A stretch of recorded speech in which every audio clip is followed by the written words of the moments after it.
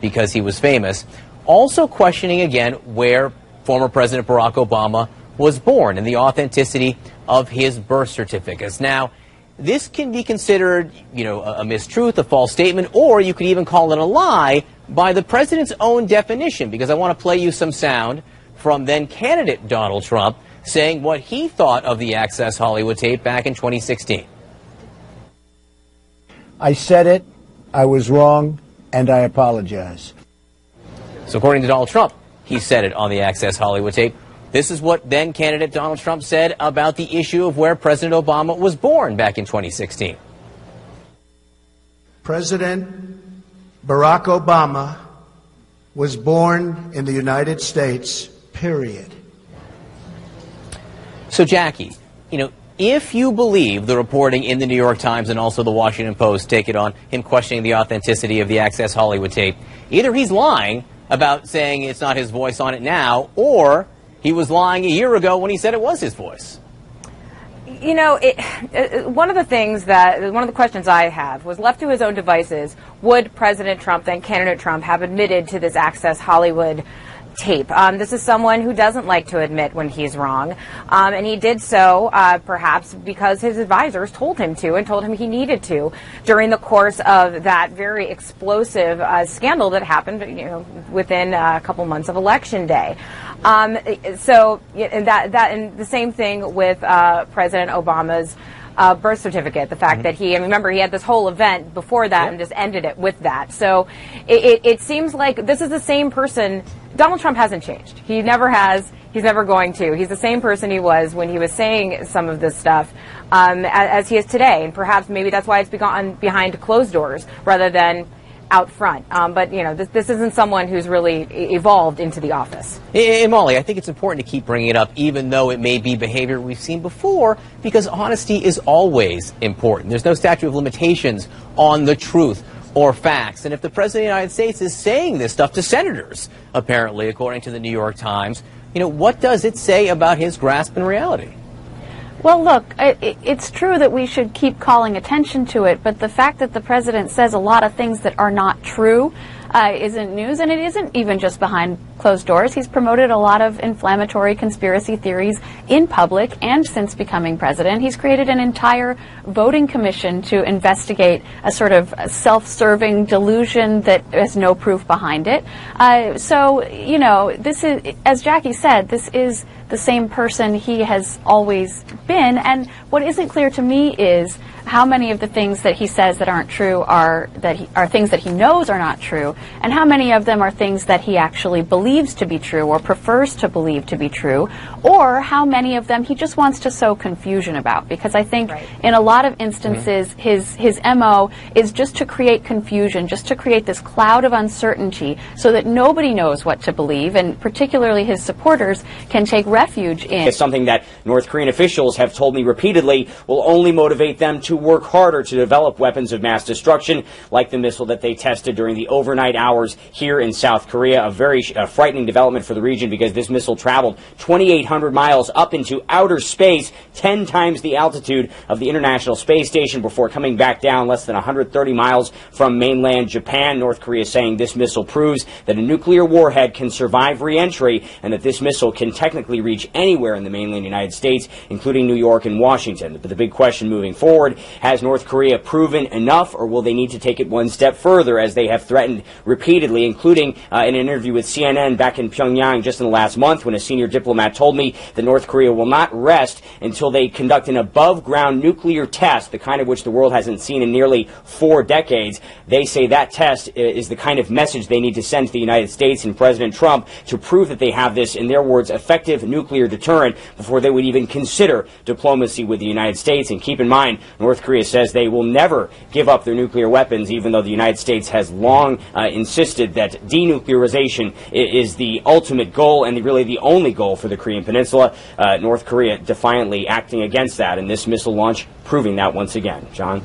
All right, Will Ripley for us in Seoul. Will, thanks so much. Joining me now, CNN military analyst, retired General James Spider Marks. General, thanks so much for being with us. For so long, U.S. strategy, not just with President Trump, but before, keep North Korea from getting a nuclear weapon.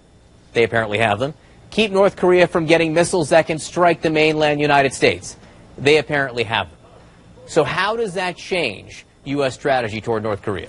Yeah, well, you've got two of the three, John. The third is the weaponization of those missiles, which we have to assume, since the North Koreans were able to advance their missile technology, and our intelligence community didn't miss that, but we miscalculated in terms of the accelerated pace. The ability to conduct nuclear tests, they've done 6. I would anticipate a 7th before the Olympics in February of 2018. And then the third is the weaponization. I would assume that they're going to be able to miniaturize the nukes and weaponize their missiles coming up pretty quickly. So the United States really has limited the number of options that it has available to, quote, handle it. Now, I'm not sure what the president means when he says we will handle it. Diplomatic efforts and economic sanctions clearly have a long tail. It takes 6, 7, 8, 9 months, maybe a year, before you really start to see the results of a punishing economic sanctions. Militarily is the only way that you're going to handle it in the near term to eliminate the North having a nuclear capability, if that's the desired end state.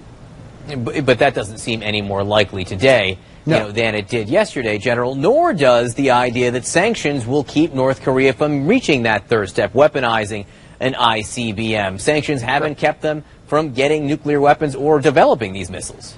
Yeah, it's clear to say that no nation and no protocol has taken place over the past 7 decades that have modified in any way North Korean behavior.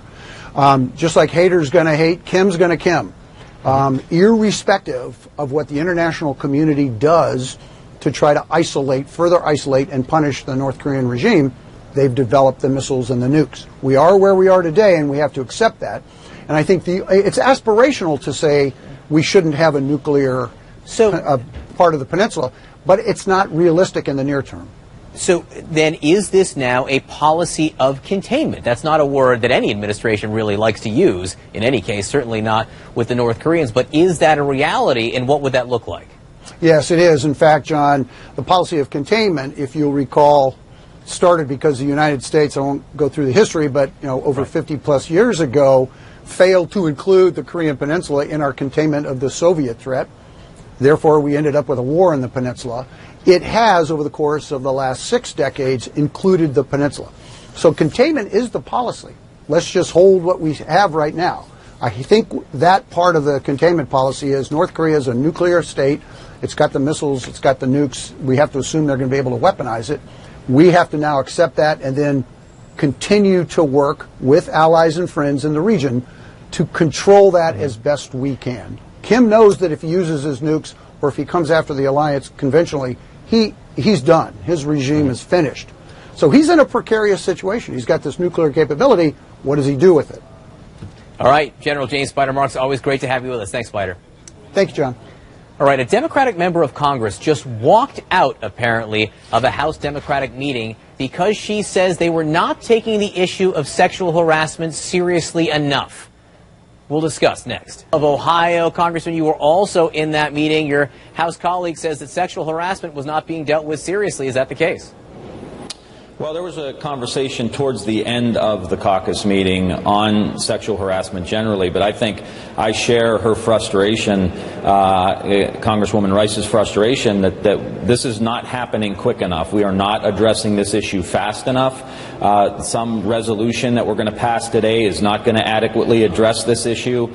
We need to make sure that we're setting the example here in the United States Congress, and that means we need the resources and the training and the transparency, partnering with what our colleague Jackie Spears is doing from California to open up this process, to reform this process. I certainly do share her frustration. We need to get moving on this and set the example for the rest of the country.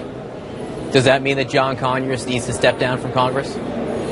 Well, he still gets his due process, and I want that to be expedited as well. We need to get through this immediately. There's no reason why we can't wrap this thing up this week and make a decision one way or the other, and he deserves due process. I believe the women that have come out, and once that is analyzed by the Ethics Committee, if those are found to be true, he definitely should resign. Yeah, I mean, look, if you're saying right now you believe the women that have come out, if you believe them, then it doesn't seem to be a hard decision, does it? Well, I also believe in due process, and I think it's important. Many times we hear about crimes and different things that happen, and, we're not run by a mob mentality. Everyone has due process. But I want it expedited, and I want it done this week. I mean, there's no reason why we can't look at this week and have a decision made. Has Democratic leadership handled this the right way? And I ask you that in the wake of the interview that Nancy Pelosi did, the House Minority Leader did over the weekend, where she referred to John Conyers as an icon. She noted the anonymity of the accusers. Has she been sending the right message here from the beginning? Well, I certainly think she was inartful in her conversation with Chuck Todd, immediately sending out a statement, kind of clearing that up, and then having a meeting with one of the accusers against Congressman Conyers. And I think those signal that she is taking this seriously. I just want this expedited, and we're not in charge of the House. We're not in charge of the Senate. We're not in charge of the White House. So it's up to the Republicans to expedite this, to push this, and to make something happen this week. Well, when it comes to John Conyers, though, if the Democrats as a caucus all stood up and said John Conyers should go, you have some power there. I want to read you the headline, one of the headlines in the New York Times today. And by the way, Dave Weigel works for the Washington Post. I misspoke earlier. It says Conyers scandal highlights divisions, generational and gender. I want to focus on the generational issue right here. You, of course, ran for minority leader against Nancy Pelosi. Do you see a generational division now in your caucus? I don't necessarily think so, because you have people from John Conyers' generation and Al Franken's generation and Harvey Weinstein's generation and Matt Lauer's generation and all of these other people who are appalled by the kind of behavior that we're hearing about. So I think across the board, people are frustrated that this is still happening in our society today. But our role here in the United States Congress is to set the standard. And that's why I'm so adamant on us making sure through the Legislative Appropriations Committee that I sit on that we have the proper training and that it's face-to-face, that it's not some of this nonsensical online training stuff that people aren't paying attention to. Yeah. We have the resources there. We have the staffing levels there to do training for all of our staffers who work here and members who serve here. Congressman, Nancy Pelosi and Chuck Schumer skipped a meeting with President Trump yesterday. This was to discuss funding the government going forward. Do you think that was a good move? Well, when the president's tweeting out that no matter if you come to this meeting or not, we're not going to cave or give in on any of the issues across the board, not much of an invitation. So President Trump, I think, is being very selfish here. If you look at this tax bill that he wanted to discuss, his family's going to save $1 billion with this tax bill. He's being greedy. He's being selfish. He told people in places like Ohio he was going to look out for them and their interests. And here we have a bill that's going to raise taxes on middle-class people, and he and his family's going to get $1 billion tax cut. That's infuriating. And then to tell the Democratic leaders, you can come to this meeting, you're invited, but we're not going to listen to one thing you say. I think that's consistent with him going back on all of the campaign promises. He is betraying the people that voted for him. That's what's happening right now. And so to invite people to a meeting where you're not going to be listened to, I think is not necessarily the way we should be doing business down here. All right, Congressman Tim Ryan of Ohio, great to have you with us, sir. Thank you, sir. All right, the end of an era in New York. Giants quarterback Eli Manning benched and not happy about it. Cornerstone of the country's longest-running morning television program is out. Fired today after NBC News says an employee came forward to complain of inappropriate sexual behavior in the workplace. Lauer's co-host, Savannah Guthrie, she broke the news at the top of the program this morning, just minutes after learning of it all herself. All we can say is that we are heartbroken. I'm heartbroken for Matt. He is my dear, dear friend and my partner, and he is beloved by many, many people here. And I'm heartbroken for the brave colleague who came forward to tell her story, and any other women who have their own stories to tell. And we are grappling with a dilemma that so many people have faced these past few weeks. How do you reconcile your love for someone with the revelation that they have behaved badly? And I don't know the answer to that. It is not an overstatement to say that there is no one bigger, no one more recognizable in morning television than Matt. He's been with the Today Show for 2 decades. And just recently he co-hosted their Thanksgiving Day parade coverage just last week. And now he's out. Let's bring in Brian Stelter, senior media correspondent for CNN, of course, and host of Reliable Sources. Brian, exactly what do we know right now? Because I feel like there's a lot we don't. We know the New York Times and Variety magazine have been investigating Lauer's conduct for weeks. In fact, more than a month in one of those cases. We don't know the details of what those outlets have found, but clearly they've spoken with multiple women who have accused Lauer of wrongdoing. And then in the midst of all of that, another NBC employee reached out to the company on Monday night to file a formal complaint against Lauer. Okay. That's what triggered an investigation on Tuesday and his firing overnight. Now, on a morning conference call just now, the head of NBC News said to staffers that Lauer was accepting of the decision and was remorseful. He is disappointed in the pain this is going to cause for staffers, for his colleagues, and obviously for the women involved. So he did not deny the accusation against him. That is my impression, that this was a very swift decision and that he accepted the decision. I know that Lauer has hired outside PR people. They're maybe working on a statement. So far we haven't heard anything officially from Lauer yet. I think, Kate, maybe he's waiting to see what's reported by the New York Times and Variety. All right, guys, Brian, stick with me if you will. We've got a lot to discuss here. Let's bring in a couple of friends to hash this all out. Marisa Guthrie, she's of course with The Hollywood Reporter. She's here. Larry Hackett, former editor at People Magazine, and Hadass Gold. She's a CNN media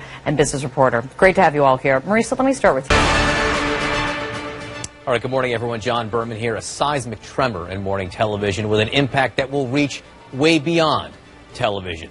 Today's Show co-anchor Matt Lauer fired by NBC News. Just moments before the show went to air this morning, NBC announced it made the move for what the network calls inappropriate sexual behavior in the workplace. The remaining anchors seem just as stunned as the rest of us. All we can say is that we are heartbroken. I'm heartbroken for Matt. He is my dear, dear friend and my partner, and he is beloved by many, many people here. And I'm heartbroken for the brave colleague who came forward to tell her story and any other women who have their own stories to tell. And we are grappling with a dilemma that so many people have faced these past few weeks. How do you reconcile your love for someone with the revelation that they have behaved badly? And I don't know the answer to that. All right, CNN's chief media correspondent, host of Reliable Sources, Brian Stelter, joins me now. Brian, what do we know? What are the facts here? We know that on Monday night, a complaint was made to NBC News, and within 24 hours, Lauer was fired. He has a contract worth tens of millions of dollars a year. That's because the Today Show makes hundreds of millions of dollars a year for NBC. But the network clearly found convincing evidence that something improper had happened, and that's why it took this action. Here's part of the memo from NBC News chairman Andy Lack, who's meeting with staff as we speak. Quote, on Monday night, we received a detailed complaint from a colleague about inappropriate sexual behavior in the workplace by Matt Lauer. They represented, after serious review, a clear violation of our company's standards. As a result, we've decided to terminate his employment. While it is the first complaint about his behavior in the over 20 years he's been at NBC News, we were also presented with reason to believe this may not have been an isolated incident. Now let me hone in on that piece of the statement, John. The New York Times, Variety, and other news outlets have been pursuing allegations of misconduct in Matt Lauer's past. These stories have been in the works for several weeks, and NBC management knew about that. So when this complaint came to HR on Monday night, with the backdrop of these damaging stories also in the works, the network made the choice to go ahead and fire him overnight. All right, Brian Stelter with us. Brian, thank you very, very much. Joining me now, B.J. Bernstein, former prosecutor, criminal defense attorney, and Bill Carter, CNN media analyst. B.J., first to you. Again, we do not know what this person says that Matt Lauer did, but we do know how NBC News responded and how quickly, apparently, they responded to this specific allegation. So what does that tell you about the severity of it, the likely severity of it? It has to be serious for NBC to act so quickly. Now, as a corporate in this particular environment especially, but even before then, if there's something very serious, an allegation made, the corporate responsibility to all the employees and all the women who work there is crucial enough that they could have just made this decision because it may not be a criminal offense, it may be, we don't know exactly what the allegation is, but in this climate in particular, it is incumbent on every corporation to make sure that the workplace place is safe for everyone. So the rapidness of the action could be because of that. It also could be because it's a very serious offense. Whether it's something that bleeds over into the criminal arena, we have absolutely no idea. Bill, there's a line in the NBC News statement that jumps out. You know, it says it was the first complaint we've received about Matt Lauer's behavior in the over 20 years he's been at NBC. That's notable. But it also says we were also presented with reason to believe this may not have been an isolated incident. Well, clearly the New York Times and Variety have been working on this for a period of time. They've been in contact undoubtedly with NBC. They've undoubtedly brought this up, and it was being, I think, looked at by NBC. And now a new charge comes, and I think it has to be a very serious one. You also have to speculate that Lauer may not have actually contradicted it in some way, because they acted so swiftly. You know, if he said this is an absolute lie, you wouldn't have expected them to terminate him immediately. So the severity of this must have really struck home, and NBC had to react given all the other information they were then going through. I assume this was the ultimate move that they had to make. And look, remember, he was hosting the Macy's Thanksgiving Day Parade for NBC on Thursday. Yes. On Thursday, a big, high-profile moment, so something must have happened between then and now. You know, we get all caught up in the TV aspect of this. With Matt Lauer, it's easy because obviously he's at the pinnacle of the business. Yes. You know, the preeminent morning news anchor, you know, maybe on the male side ever. Maybe ever, yes. Ever. Yeah. That has a societal impact as well. When it is someone with the stature of Matt Lauer, it means something. It means something more than just about TV. It means something. I got to tell you, I grew up being a Today Show girl in South Carolina. Growing up, we watched it. I always have watched Matt Lauer. We've always admired him. And so to have him be at the center of all this, it's quite an impact on everybody, and a reminder that how seriously we're taking this tide of sexual harassment in the workplace. That's what I mean. Really what I mean here. It's that more women really do seem to feel empowered to come forward with these stories, no matter who they may be about at this point. My phone is ringing with people telling me things as a lawyer, whether it's actionable or not. They're calling saying, this has happened to me. I've shared with you before on air, you know, what happened with me and a judge when I was very young. Anita Hill was excoriated when she stepped forward and said what she did about Justice Thomas. And now we're seeing a change and a shift where women are feeling comfortable and protected and coming and telling the truth about what happened to them, and that the corporate structure is realizing we have to listen to them and act on those complaints and protect people. Bill? It's a new age. Well, I think you also have to say that's a great thing that people are able to do that. It's also reaching so widely, and I give the media credit because the media seems to be reacting.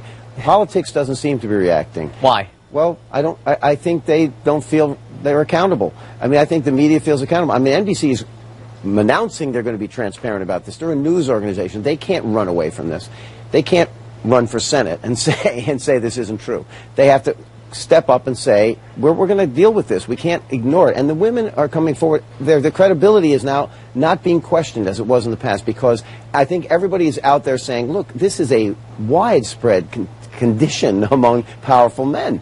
And yet, but you have the President of the United States questioning the accusers of Roy Moore. Yes. You know, a woman says she was molested by Roy Moore when she was 14 in Alabama. You have the President of the United States questioning his own accusers, some 13 women. It just seems like there's this dichotomy here, BJ, where you have people being fired, you have people being run out of their businesses, yet you have the President of the United States who has been accused of, in some cases, similar activity.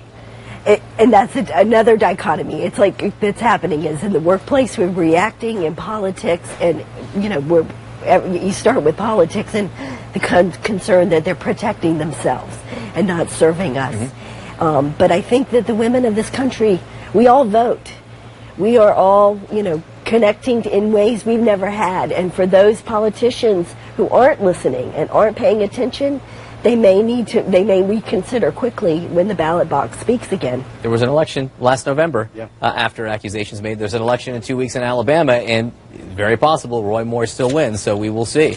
BJ, Bill, thanks for being with us. I really appreciate it. Breaking news in the Russia investigation that involves Donald Trump Jr., our Manu Raju on Capitol Hill. Manu, what have you learned?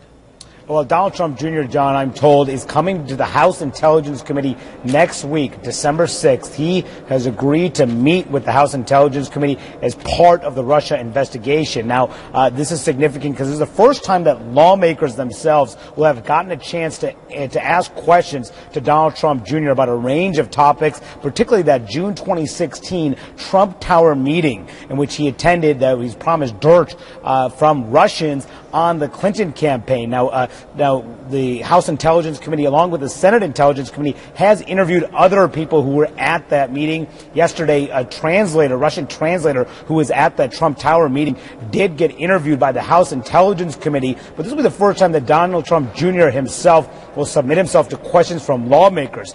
You recall, John, that he did meet with the staff of the Senate Judiciary Committee back in September, but that same committee wants to bring him in for questioning from members themselves, perhaps in a public session. But we do expect this House Intelligence Committee session to be in a closed session next week. But we're learning for the first time that Donald Trump Jr. has, in fact, agreed to come behind closed doors, meet with the House Intelligence Committee, and get questioned about that, as well as correspondence with WikiLeaks that occurred during the campaign season that we also just learned about as well here, John. All right, Manu Rajan for us on Capitol Hill. Following that for us elsewhere on Capitol Hill, we have some live pictures. House Republican leaders holding their weekly news conference. We are monitoring two key issues today. Will be the fight over the tax plan that Republicans are offering. Also, various claims of sexual harassment. CNN national political reporter MJ Lee joins us now from the Hill. What are we hearing, MJ? Well, John, these are, of course, two very different issues that are consuming Capitol Hill today. As you mentioned, the first one is tax reform. At some point later today, we do expect the Senate to take a vote to begin the process of considering a tax bill in the Senate. Now, this, of course, comes after President Trump made a personal visit to Capitol Hill yesterday to try to win over some of those members who still have concerns, who are still on the fence. And the reviews are that those efforts appear to have helped. But I do want to emphasize that it is still there are a lot of moving pieces, a lot of negotiating that still needs to happen. It is still not clear the timing of when that final vote might take place. It could be as early as this Friday. And now the second issue that is consuming Capitol Hill, the second half of that split screen day that we're having here today, is sexual harassment. And of course, the member who is at the center of the controversy is Congressman John Conyers, who now faces multiple allegations of sexual harassment. And John, what has become very clear, even over the last 24 hours or so, is that it has become increasingly difficult for his colleagues and his supporters to defend him.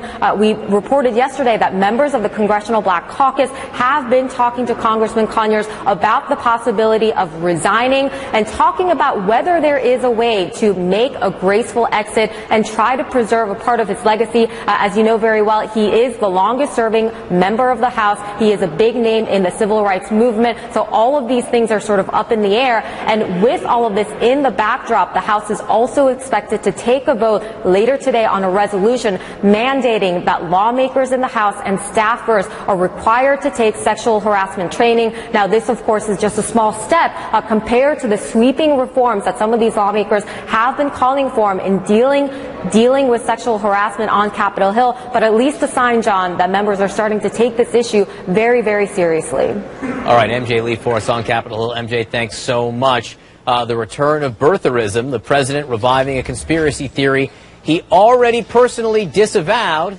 That North Korea also taking jabs at the president following its latest missile launch. We're on it. Giving his weekly talk along with Republican leaders of the House right now. He'll be talking about the progress of tax reform through Congress right now. Also, various discussions about sexual harassment and what Congress will do about it. Let's listen in. In the United States Congress, whether it's as a former staffer or now as a member, walking into this Capitol building, I cannot tell you how each and every day I just feel the honor, the opportunity, and the privilege it is to work in such a place. That's how so many people feel. But the fact that some people end up walking these halls, are subjected to a threatening or hostile work environment when they came here to serve their country, to serve their ideals, that's wrong. That's a disgrace. We cannot and we will not tolerate that kind of behavior. That's why Representative Barbara Comstock's legislation we're doing this week is important. It requires lawmakers, staff, and interns to complete mandatory training in workplace rights and responsibilities each session of each Congress. It's an important first step as we deal with this problem. I also want to highlight the fact that Chairman Harper's committee is going to be doing a hearing next week on the settlements issue. We're taking the issue of sexual harassment very seriously. We're going to continue to do that, but we need to have a comprehensive review of all of these things so that we can have a comprehensive response. Also, it's a big week for tax reform. I want the American people to realize that we're sitting here focusing on making this place work right, on making people proud of this institution, and serving and solving their problems.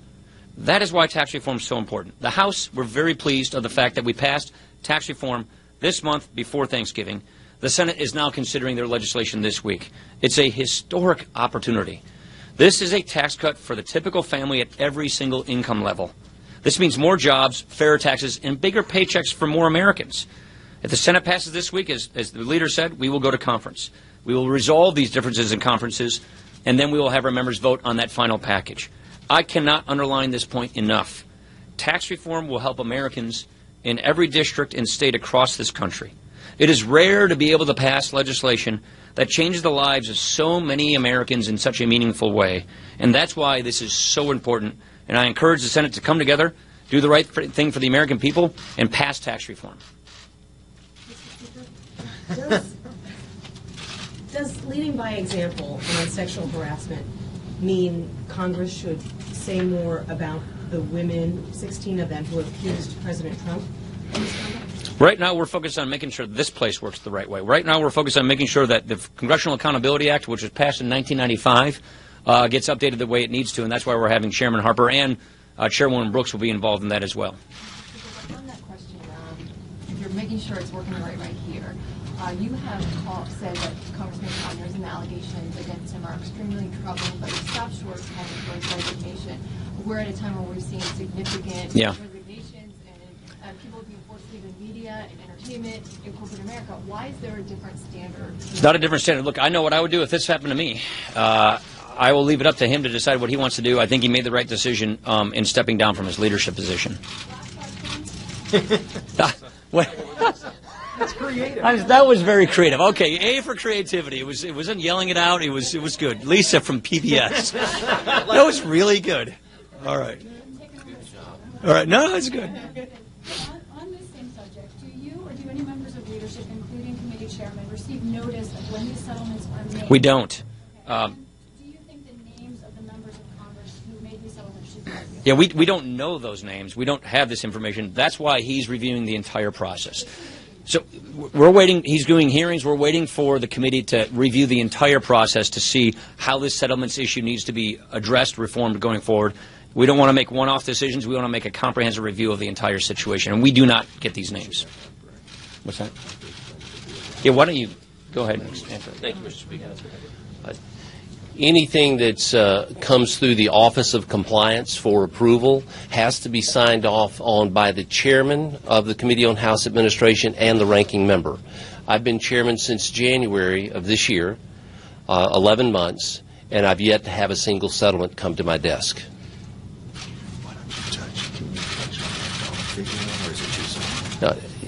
We do know that since the inception of the Congressional Accountability Act back in 1995, settlements that have been paid out from 1997 to the present, we're told, total about $17 million on 260-plus claims. So what we don't have, and we're trying to get and believe that we will ultimately get it, is a breakdown on how many of those claims are member sexual harassment. I think that's a fair question, something that we should be able to come up with. Included in that is for the entire legislative branch, all of those claims. So 2002, there were a large number of anthrax claims. In 2007, there were asbestos claims. So you have those that come through for instance, the Capitol Police, the architect of the Capitol. And then there are those that come through house offices. So I think it would be fair to see what's that breakdown, what's that number of claims that actually are member claims that go to sexual harassment. I can only tell you that no claim of any nature has come to my desk in the 11 months I've been chairman. Thanks. Thank you. If we think about triggers in the tax reform, All right, you were hearing from House Speaker Paul Ryan, other House leaders on the Republican side there talking about the tax plan, but also talking about legislation that they are discussing, and also the systems in place in the House to deal with claims of sexual harassment, noting there that some $17 million have been paid out over the last many years over claims that included sexual harassment, but also other workplace claims as well. I'm joined now by Molly Ball, CNN political analyst, national political correspondent for Time, and Jackie Kucinich, CNN political analyst and Washington bureau chief for the Daily Beast. You know, Jackie, this obviously deals with, among other things, some of these accusations that have been made against John Conyers, the Dean of the House, the longest-serving House member, the former ranking Democrat on the House Judiciary Committee, who we understand is home now in Michigan, and we're told may be considering his future. Where do you think that stands right now, Jackie? Well, the fact that the Congressional Black Caucus is now involved and met with him last night really does bring up how serious this is and how serious it should be taken. Ultimately, they're leaving it with Congressman Conyers to make that decision. But clearly, he is being pressured to resign without being pushed out because of. I mean, he was a founding member of the Congressional Black Caucus. He does have a very important place in civil rights history. That said, that doesn't excuse what he is accused of doing. Molly, is this a real moment in Congress? Is Congress coming to terms with its issues dealing with sexual misconduct the way that it appears perhaps like the media industry is this morning with Matt Lauer being fired? I think that's still to be determined. I think it's going to depend on how they react to these and to perhaps future allegations. Everybody on Capitol Hill believes that there are probably more shoes to drop, more allegations to come out against members. And, you know, as the Speaker said, there is a very high likelihood they're going to pass through this training measure. But if training were enough, you know, that would mean that people were just doing this out of ignorance. Powerful people don't do this out of ignorance. They do it because they think they won't get caught. And so unless the accountability piece also comes into play, and unless Congress signals that they are willing to really be tough on some of their own, which is always hard for them to do, I think it's going to be an open question whether they can actually hold people accountable. All right, guys, I want to talk to you about something on a different subject now that has to deal with the truth and reality and the president's relationship with it. Because overnight, the New York Times, and to a certain extent the Washington Post, put out what I think is a pretty startling report that the president, behind closed doors, has been